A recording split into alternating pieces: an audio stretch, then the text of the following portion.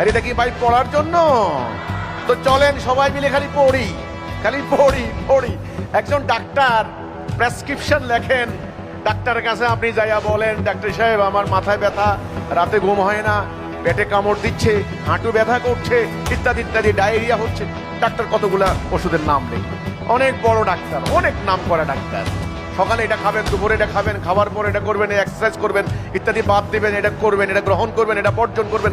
এই যে একটা প্রেসক্রিপশন লিখলো, আপনি সকাল বিকাল 2 বেলা খালি মুখস্থ করলেন, খালি মুখস্থ করলেন, এটা কি ভালো হয়ে গেল?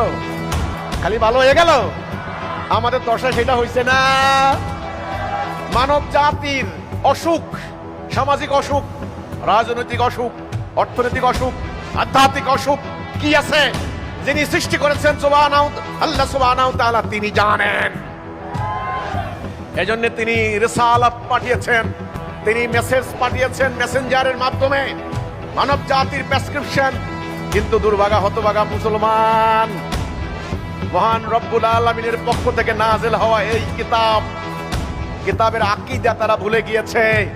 ভুলে গিয়ে সকাল বিকাল পাঠ করে, 1 হরফে 10 নেকি, বাচ্চাদেরকে হেফজবান হাফেজ বানায়, নিজেরা বড় বড় মাদ্রাসা থেকে মৌলানা হয়ে বের হয়ে নিজেদের লেখে তাফসীরুল কোরআন মাহফিল, লাখে লাখে টাকা কামাই করে নিয়ে যাচ্ছে।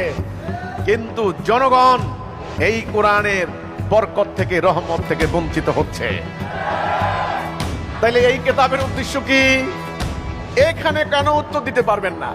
এর উদ্দেশ্য হচ্ছে এটাকে কায়েম করে, এটাকে কার্যকরী করে এই মোতাবেক রাষ্ট্র চলবে, সমাজ চলবে। ফলটা কি হবে? শান্তি, মানুষ দরজা খুলে ঘুমাবে। এই জন্য আমাদের দ্বীনের নাম কি? ইসলাম। ইসলাম মানে শান্তি।